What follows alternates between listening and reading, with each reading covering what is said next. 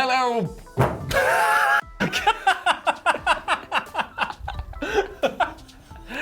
Let's try that again. Hello, everyone. It is I, Jules Gill, for WhatCulture Wrestling, joined by fellow Egg and all-around absolute legend, Andy Murray. I'll take the legend part. Egg part. Between our two heads, there exists a dynamo of energy that can only be generated by two bold men fiercely rubbing together. But we're not going to be doing that for you today because you have to pay for that. That's extra stuff. Join our Patreon. But today we're talking about something equally outrageous, and that is Maria Kanellis. Now, we all know that she is a lovely woman. Her and her husband Mike have had their first kid, and they're having a great time, and it's fantastic. They had a pretty rough time with the WWE trying to get their contracts, but now they've signed very lucrative 5-year, $500,000 per year contracts each. They are raking it in. But on the WWE programming, things have taken a turn for the worse because Maria Kanellis came out and announced that she was indeed pregnant, which is true in real life, but the WWE didn't know about that, but we'll talk about that in a minute. Sneaky scams. And she said that Mike wasn't man enough to get the job done. So the question on everyone's bold lips is, who's Maria Kanellis' baby daddy? Who knocked up Maria Kanellis? Who done her in the fanny? Good grief, Well, how else does it get made? Yeah, I mean, I'm speaking the truth. Storks. I've ruined it for most of the people. But you know what? There's been a theory.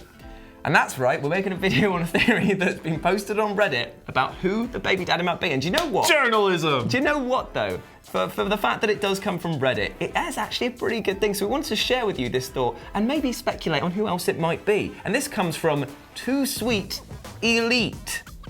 Okay. Yeah, trustworthy.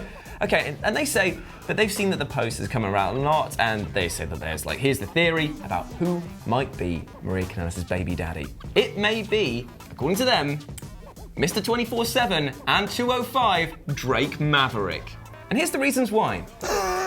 Okay. So this is a word for word. WWE have been really making sure that everyone knows that Drake has a wife and just got married, etc. This is extremely odd if they're doing it just for comedic timing, and as a story of Drake being over-obsessive with a title designed for comic relief. Now, I'm not saying it's good television, I'm just saying it's weird that they're highlighting that he desires trophies of such. Mike and Maria kept on asking Mike to have a match. Drake kept on saying no. Drake and Mike have been sort of mini-feuding since, and here's what he thinks went down. Maria told Drake, hey, you know what? If you give my husband an opportunity, I'll make it worth your while. Oh, good grief. And that's where we fall off the credibility cliff. Do you hear it plummeting down into the sea of sharp rocks below? Because yes. I'm not sure even Vince McMahon would script that. I mean, he tried to book an incest angle, he definitely would. Oh yeah, you've got a point. He tried to shag his own daughter, didn't he? But you know what? In terms, you got to separate reality from fiction. Maria Kanellis is actually pregnant. That is fact. But the WWE didn't know that when they started this storyline, meaning that they've effectively bought a baby with the money that they've put in for that. But with this angle, it kind of fits their MO of being just a soap opera. Yeah, no, it kind of does. It's not good. Like, morality-wise, it's not good. I mean, if when the baby gets born, they're going to look back at this storyline and be like, did you actually try to infer that my dad wasn't man enough to have me? Like, yeah, I mean, it was quite an epic burial of poor old Mike. The line about Becky being the only man here, and next time I'll get Becky to impregnate me was something else. But I'll tell you what, like, while a lot of this was pure trash, it did actually make me want to tune in and see what happens next week. So, I mean, job done, I guess. So that is Too Sweet Elite's theory on that we are just shouting out there. That, you know what, maybe it is, but, you know, Andy Murray, he's a bit of a scribe with the written word. Got some suggestions for you. Are they all suggestions? There's only 4 of them. Oh, right, sorry, I thought that there was just loads because of the thickness of the I've got pad. 600 different I was about to say, dude, we were only meant to do this. Yeah, it's a 4-minute video, brother. Okay. Number 1. Okay. A man who may have forgotten about the impregnation moments after it happened because he thinks Drake Maverick is Hornswoggle. R-Truth. So you're saying that Ron Killings has come in there, made a killing with Maria Kanellis,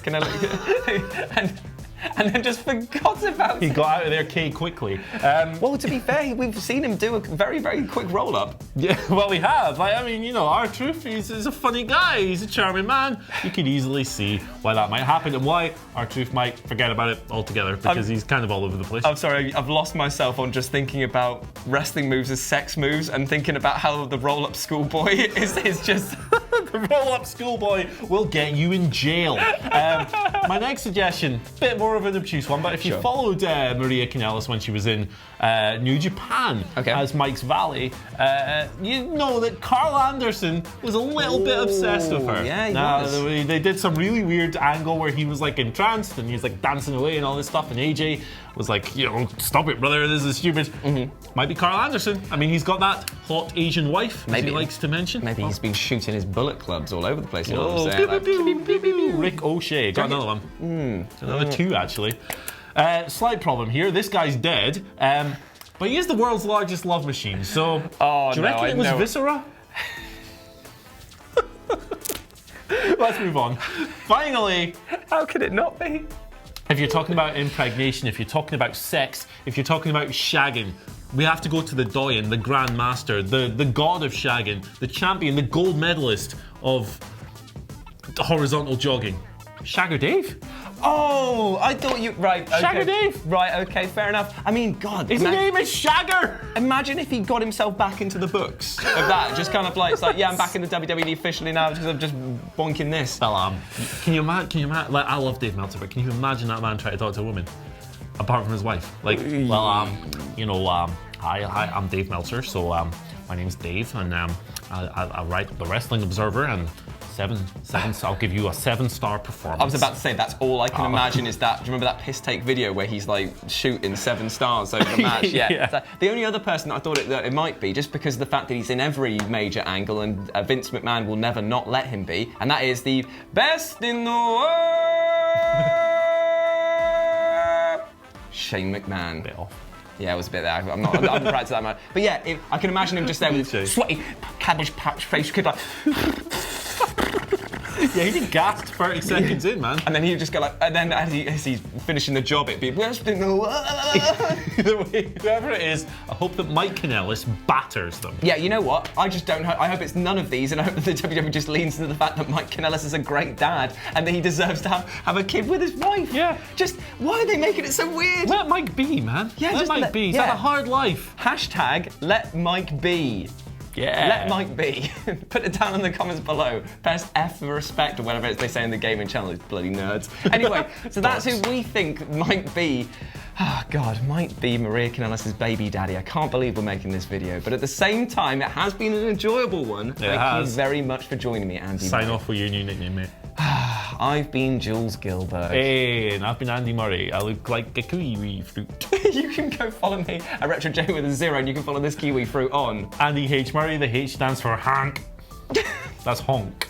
Hornswoggle. Right, okay. We will see you soon. Thank you very much for joining. Goodbye. Oh, hi. Didn't see you there. Of course I did. I'm standing in a studio and I've just been prompted by Phil to start speaking. Before you go off and do whatever it is you're going to get up to on this lovely weekend, I, for example, am going to try and go outside. I think I've got enough coverage here to stop my very bald head from being burned.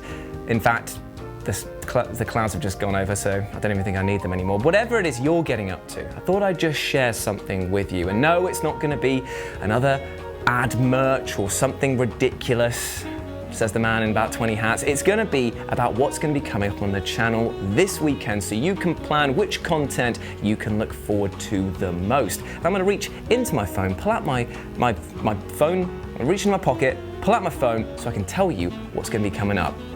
So first up on Saturday, we're going to have an editorial from Andy H. Murray. The H stands for hellacious. Holy cow, he's a hell of a man, Murray.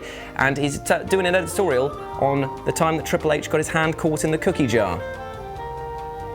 I don't know what that means, but I'm sure it'll be a good watch. And that's going to be followed by Simon Miller's hotly anticipated ups and downs of 2019 in the WWE so far. So I'm sure that that's going to be amazing as well, because not only is Simon an absolute ledge, but also he's going to have to give some downs, and that's actually going to be quite funny for a lot of us, really, because he's very, very positive. Might actually break him. That'd be interesting.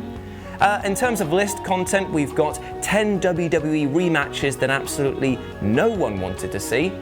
I'm sure there's going to be a Baron Corbin match in there somewhere. And then we've got 10 exact moments that we gave up on a WWE wrestler's push. I imagine that Jason Jordan will make an appearance there, so that'll be fun. And then finally, we've got 9 wrestlers who came back from the dead. Ooh, who isn't that scary, about as scary as me pretending to be scary, and also my acting. And then finally, we're all going to be back in together because Wilborn will be back. Normal scheduling will be resumed because he's getting married this weekend. So that's nice. So wish him well, wish him the best down in the comments section below, or don't and be an arsehole. It's up to you. However you want to live your life, mate. Anyway, as always, I've been Jules. You've been awesome. Never forget that. And I'm gonna f off.